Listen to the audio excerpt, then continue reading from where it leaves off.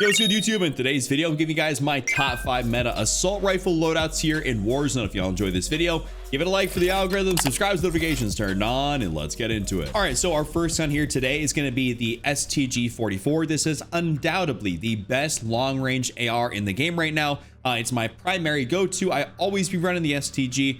By the way, this is the Black Ops 6 pre-order camo on this gun. If you guys don't pre-order BO6, you will not have access to this camo. So first attachment in here is going to be the Quartermaster suppressor, and this is going to be a reoccurring theme on a lot of our builds. So the Quartermaster is going to keep us, of course, entirely off the radar. It helps with your gun kit control by about 10, 23, and 10%. It's really awesome, and I'd recommend for you guys to only go for the Quartermaster on a lot of your builds nowadays. No reason to run a different muzzle, something like the Casa's break, anything else like that. You guys should always be running the Quartermaster here, unless we come up with something else better. But the Quartermaster as a newer attachment is definitely the way to go.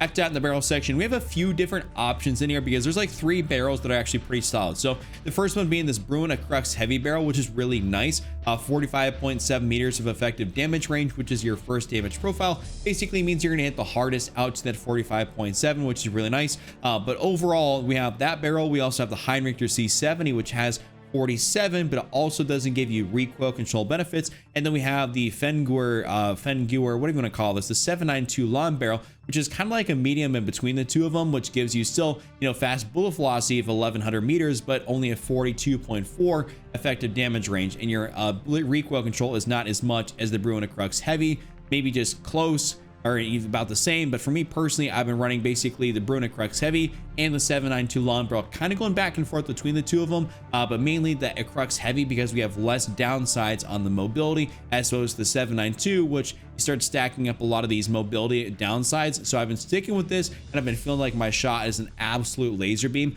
I'd recommend for you guys to try this. If you're using something like the C70 long barrel, try to switch over and kind of see what works for you.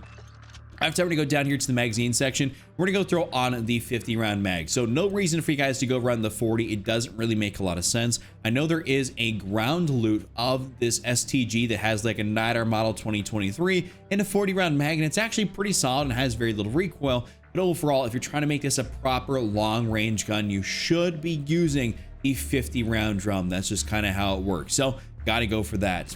Up in here in the optics section, we have 2 primary options. So the first one being obviously the JAK glassless, which is going to be the way to go for a lot of people out there. You should be running probably the JAK glasses, especially if you're playing something like Rebirth Island. You don't really need much of a zoom on your optic. But something I've also started to do here a little bit more recently is go in here and go find an optic that's got a little bit of magnification, which is going to be down here, and that is going to be, where is it at? It's going to be the Koryo Eagle Eye 2.5x. So this is going to be my other optic of choice. This would be my other recommendation for you guys.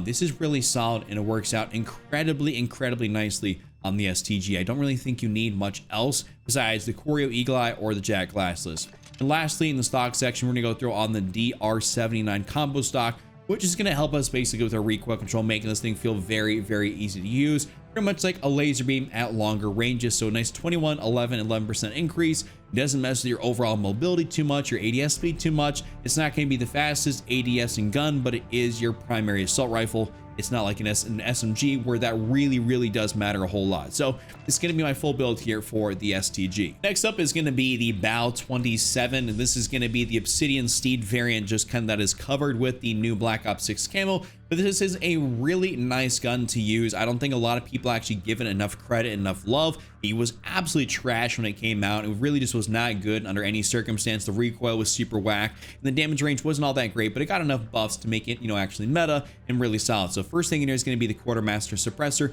Don't gotta really explain this one too much. The Quartermaster just works out very nicely on this gun, as it does pretty much on any and all guns in the game right now. So the Quartermaster is going to be our first attachment. After that, in the barrel section, what we're gonna do is we're gonna go through on this Crown H3 barrel, and this is gonna give us a big increase to our bullet velocity and range, aim walking speed, aiming out of sway, movement speed. This is not gonna be like a super long range gun. You guys can tell by the STG that had an effective damage range of 47 meters basically, or 45 depending on the barrel you took. This only has about 32 right now, so it's not going to be super effective at ridiculously long ranges. But if you're playing Resurgence or something like that, or you're trying to use something that's just a little bit different, that's got a little bit more mobility to it, this is going to be a great option. It's a nice little change in pace. It doesn't necessarily outclass in range, but outclasses in mobility and kind of a little bit at ease of use. So the Crown H3 is a great option right here.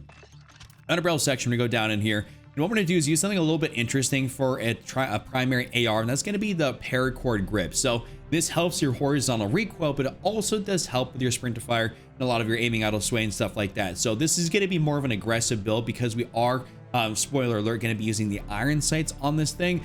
So I would suggest for you guys to use the paracord grip on here, and we're going to have a lot of fun using the Obsidian Steed, aka the Battle 27, here in the game.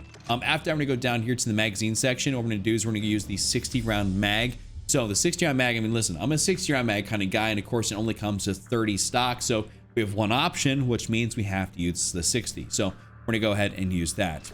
Lastly, we're going to go into the stock section. What we're going to do is we're going to go ahead and use the Ardent Tack stock. So we have a couple options in here, but basically you guys can use the Ardent Tack stock. And for whatever reason, if you don't like the iron sights on this thing, basically you can take off the paracord grip and throw in something like the JGod glassless. You'll be good to go, and you'll have still great recoil control and stuff like that, and you won't have to use the iron sights. But for me personally, I do kind of enjoy them. I think they're pretty fun. It's always cool when you can use iron sights on an assault rifle. You can't do that for the STG. They bounce around a little too much, and they're a little bit too obtrusive.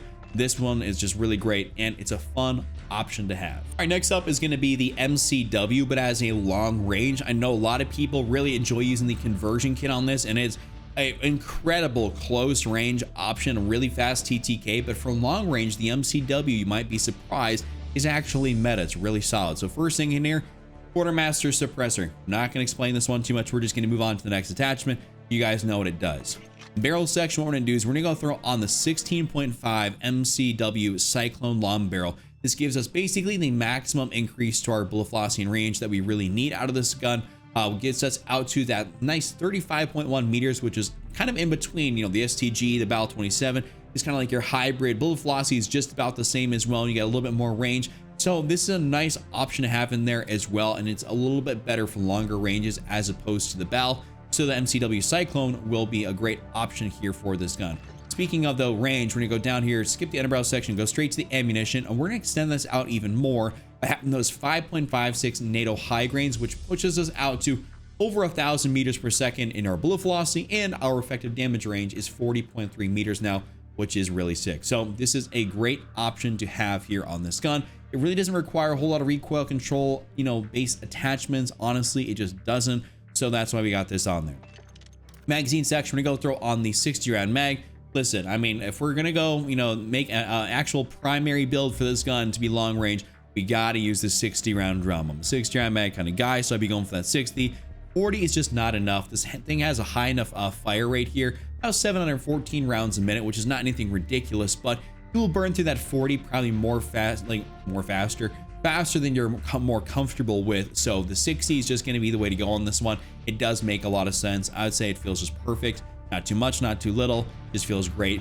And lastly, no iron sights on this build. We're gonna go straight for that JGod glassless, which should help us even just with our overall firing aiming stability, making sure the gun feels like it's just very stable, and it is the clearest picture you're basically going to have when utilizing this gun. So go ahead and use the JGod glassless. This is going to be the way to go, and this is my full MCW build. Next up here for our number 4 spot is going to be the Holger 556. This is another gun that I feel like is getting kind of pushed to the back seat because, you know, the STG kind of reigns supreme, but it is another great meta AR for you guys to use. So first thing in here, like always, the Quartermaster Suppressor. We're not going to change this out for something else. It doesn't need to have the VT7, you know, any costless break, anything else like that. We're just going to go for the Quartermaster. Barrel section, what we're going to do is we're going to go through on the Cryos 6 match barrel. Basically, this gives us the maximum increase to our bullet velocity and range, recoil control, and gun kick control that we can possibly get. All the rest of the barrels in here, frankly, just kind of suck. We're not trying to make this thing faster. We're trying to extend out its range.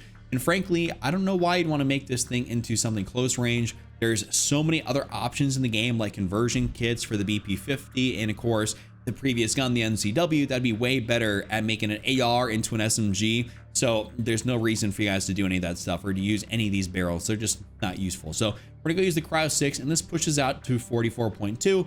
Of course, the bullet velocity is not as fast as we'd like, but that's entirely okay. It's still basically at 800, which is perfectly acceptable. Now we're gonna go down here to the magazine section, and this is one of the only drawbacks to this gun, in my opinion. I mean, it's just, it has a 40 round mag. It doesn't have a 50 or a 60. But granted, also the fire rate is only 588 rounds per minute, which is a little bit on the slower side for a lot of these ARs out there. So you're really not going to burn through this too fast, and a lot of your shots are going to be hitting pretty hard. So I'd recommend for you guys to only go for the 40 and not go for the base 30. It doesn't make sense. I never say for anybody to ever stick with a stock magazine, maybe minus an LMG, but the 40 is the way to go for this. Optics section, we're gonna go throw in the JAG glassless. This is, in my opinion, not one of those guns that I would recommend to run a Choreo Eagle Eye on. I just go for the JAG glassless, kind of keep it with that.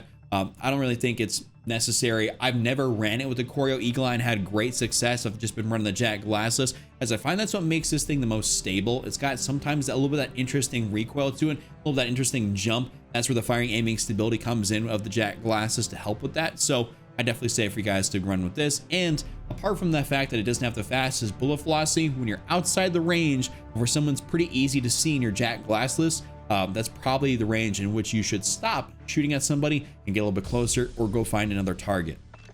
Stock for our last attachment is going to be the RB Adel Assault stock. This is a pretty standard attachment. This is like one of my favorite builds to run on this thing. It helps us with our overall recoil 9, 14, and 14%, which is something we really can't complain about. That is a great thing to be able to have. It stabilizes the gun out so much, and it is way better than running an underbarrel. Kind of funny enough, this gun functions better with a stock as opposed to an underbarrel. So that's kind of funny how that works. But this is the full build here for the Holger 556. And last but definitely not least, jumping into a Meta AR, aka the MTZ 556, that was the previous reigning champion of metas in this game, which, you know, obviously was taken over by the STG, but the MTZ is absolutely incredible still here, and a lot of people just don't use it because they're going for the STG. So first thing is, of course, can be the Quartermaster suppressor. Barrel section, what we're gonna do is we're gonna go throw on the MTZ Clinch Pro barrel. So we have the option here, of course, the MTZ Drifter Heavy. We can take a look at this. We can see, oh my gosh, you know, 52 meters of effective damage range. That's, you know, stupid fast. That, you know, it's like a lot of damage range we got right there. Our bullet velocity is 825 meters. That's really awesome. But we go over here and we see that now our effective damage range is 49.3 meters, which is still more than the STG. And our bullet velocity now is 903 meters. So this gives us a 26% increase as opposed to 15, which makes a massive difference. We don't really care about the extra, you know, 3 meters we got. We much care about having a larger increase to our bullet velocity, as 49 is still way out front of basically everything else that we've used. I mean, we got like 40, 35, 45. 49 is still basically the farthest out there, so no reason to put it out there farther, but also have less bullet velocity. It just doesn't make sense. Underbarrel section, we're going to use something a little bit interesting, which is going to be the paracord grip. This just stabilizes the gun out beautifully. The MTZ doesn't have a whole lot of vertical recoil, it just has that horizontal, which this will stabilize you out and also will make you faster to be able to run around, making you have a nice aggressive AR build that you can really run around with. This is going to be perfect basically for like Rebirth Island, all your resurgence, you know, styled modes. I don't know about big map BR. Me personally, I pretty much exclusively play Rebirth. So the paracord grip here is going to work out great for that style of play on those maps. Next up is going to be the 50 round mag. I mean, of course, this is the only option in here. 50 round mag is what we should have. And it's got a high enough fire rate, about 810 rounds per minute, a little bit on the higher side in comparison to what we got for the meta right now. But 50 rounds is perfectly fine, and that will definitely do the trick. Now for our last attachment, we're gonna go straight into the stock section. What we're gonna go do is we're gonna use, I mean, we got like a whole bunch of these options in here. We're not gonna use that Jack Cutthroat, as that is definitely a bit of a newer addition in here. We're gonna go use the MTZ Marauder stock, which is basically gonna help us out with our overall recoil control. Because I mean, obviously this is our long range gun, but this gives us a nice 21, 8, and 9% increase, which is going to be exactly what we need. This thing is going to have virtually no recoil, maybe a little bit of that visual, but it's not going to bounce around hardly at all. And you guys are going to have great success running this in Warzone. So this can be my full build right here. And if you don't want to use something like, you know, the stock or the paracord grip, switch either of those out for a Jack glasses and you'll be good to go. With that being said, hope you guys enjoyed this top 5. If you did, be sure to give it a like for the algorithm, subscribe so notifications turned on, check out this other video on screen. I'll see you all next time.